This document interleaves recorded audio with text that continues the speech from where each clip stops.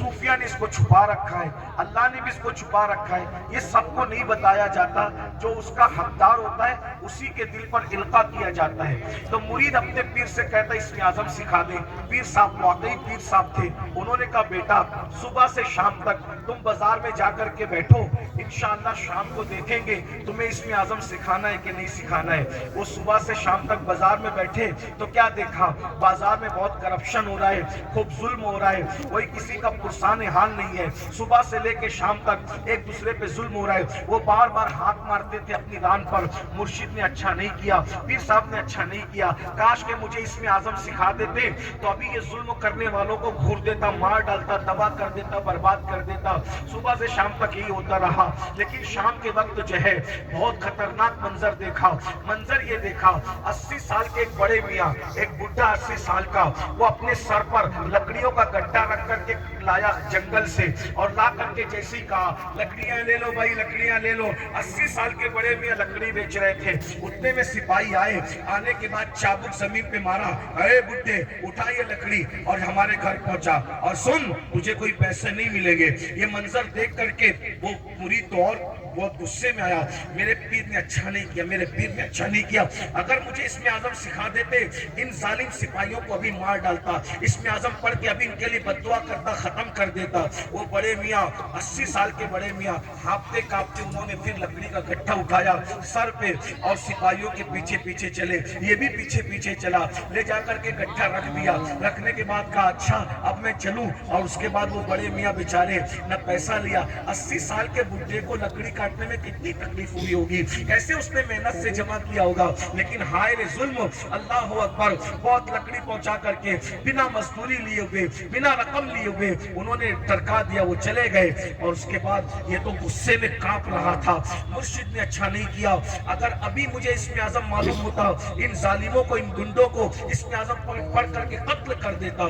جیسے ہی مرشد کی خانقاہ میں پہنچے کہا حضرت آپ نے سکھا دیا ہوتا، بازار میں کیا گندگی ہے، کیا ظلم ہے، کیا زیادتی ہے۔ اور شام کا واقعہ تو بڑا بدترین ہے حضرت، بڑا عبرتناک ہے۔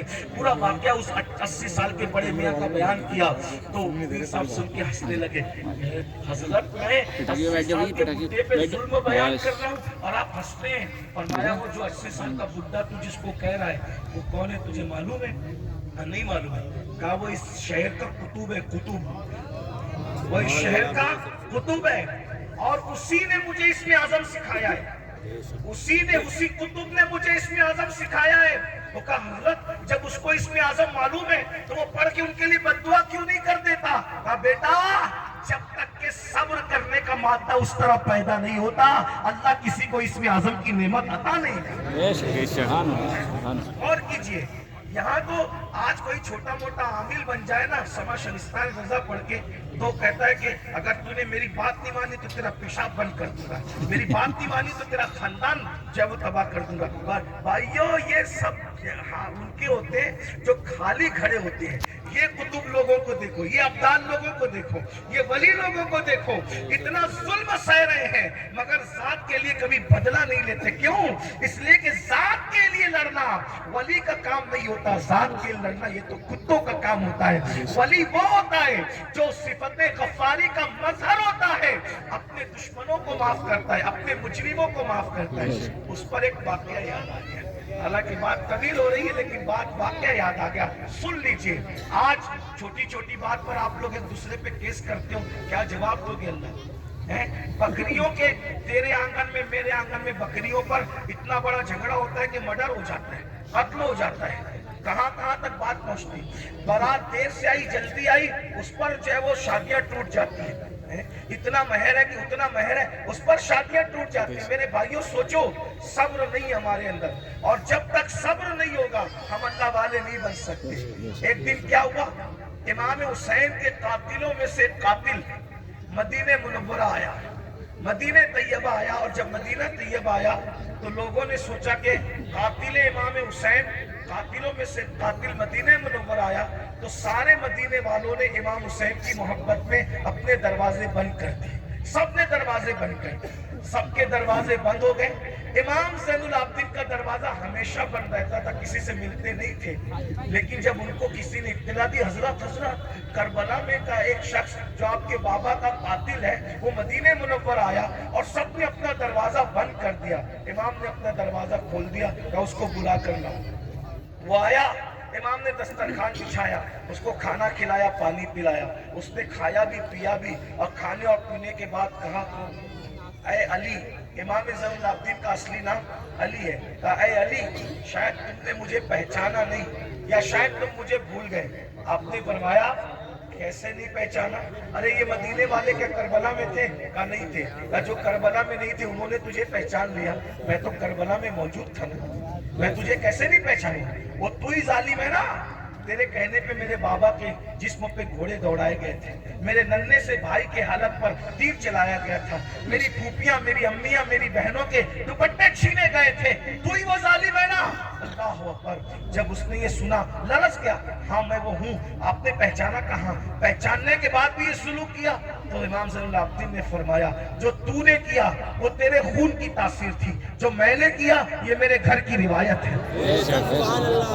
ہم آل محمد دشمنوں کے ساتھ ایسے ہی سلوک کرتے ہیں۔ اگر کربلا والوں سے محبت ہے، بتاؤ باپ کے دشمن کے ساتھ، باپ کے قاتل کے ساتھ امام زین العابدین نے کیا سلوک کیا، اور ہم اپنے سمدھیوں کے ساتھ کیا سلوک کرتے ہیں، اپنے بھائیوں کے ساتھ کیا سلوک کرتے ہیں، اپنے پڑوسیوں کے ساتھ کیا سلوک کرتے ہیں، اپنے رشتہ داروں کے ساتھ کیا سلوک کرتے ہیں۔ بھائی ایک منہ کسی کو اچھا نہیں کہتے، جبکہ اللہ کے رسول علیہ السلام نے فرمایا مسلمان وہ ہے جس کے ہاتھ سے اور اس کی زبان سے دوسرے مسلمان محفوظ رہے۔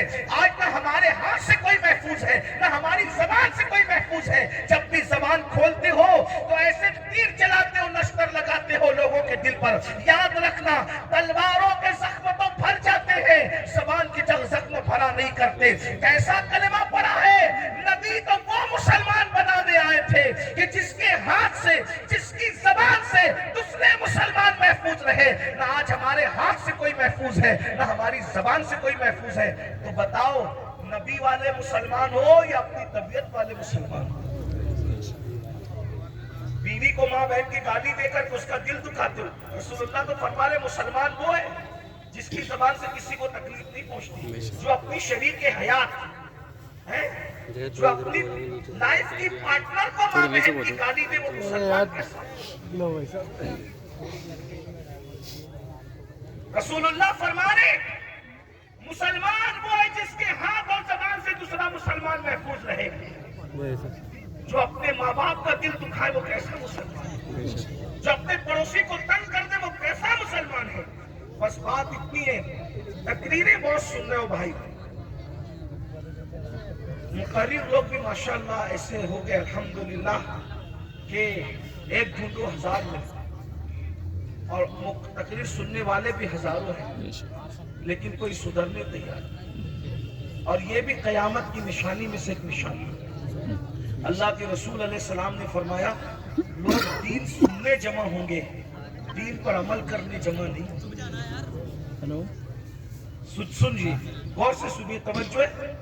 لوگ دین سننے جمع ہوں گے، لوگ دین سننے جمع ہوں گے، دین پر عمل کرنے جمع نہیں ہوں گے۔ دیکھ لیجئے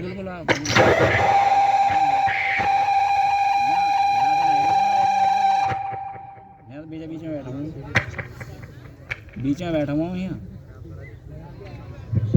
کسی کی بچی مدرسے میں رہ گئی ہے، وہ رو رہی ہے، اس کے ماں باپ جہاں بھی ہیں وہ اپنی بچے کو جا کر کے لے لیں، وہ رو رہی ہے، چھوٹی سی بچی ہے۔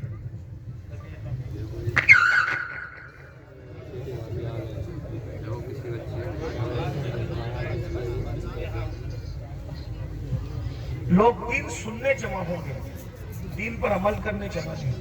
میں کوئی غصے میں نہیں، لیکن آپ کو ایک بات کہتا ہوں، ذرا غور کرنا، ذرا دھیان دینا۔ آج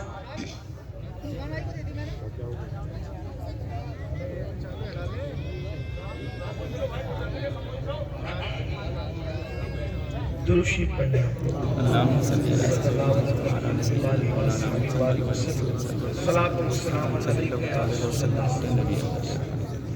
لوگ دین سننے جمع ہوں گے، قیامت کی نشانیوں میں سے ایک نشانی دین پر عمل کرنے جمع نہیں ہوں گے۔ ابھی دیکھیے صبح کا وقت ہے، کاروبار کا وقت ہے، سنڈے بھی نہیں ہے، آج سنڈے نہیں ہے، ورکنگ ڈے ہے نا، لیکن آپ کو میں سلام کرتا ہوں، آپ لوگ آرام چھوڑ کے، نیند چھوڑ کے، دکان چھوڑ کے، کاروبار چھوڑ کے آئے کیا سننے کے لیے؟ دین سننے کے لیے۔ لیکن اگر ان میں کسی کو کہا جائے کہ وعدہ کرو کہ آج کے بعد تم نماز نہیں چھوڑو گے، تو ہاتھ نہیں اٹھو گے، اٹھیں گے لوگوں کے، اور اگر ہاتھ اٹھ بھی گئے تو وہ آج ہی ظہر سے پہلے وعدہ کیا لیکن ظہر میں نہیں پہنچے گا۔ یہ ہنسنے کی بات نہیں، یہ دکھ کی بات، یہ یعنی کہ معاذ اللہ کہیں نہ کہیں جلسہ کرنا جب وہ ایک رسم بن گیا، کہیں بزنس بن گیا، کہیں شو بن گیا، یہ حالات ہو گئے۔ ہم اللہ کو منہ کیا دکھائیں؟ اللہ کو منہ دکھانا بھائی، اگر جج کے سامنے کل تاریخ ہو نا تو بڑے بڑے لیڈروں کو رات کو نیند نہیں آتی۔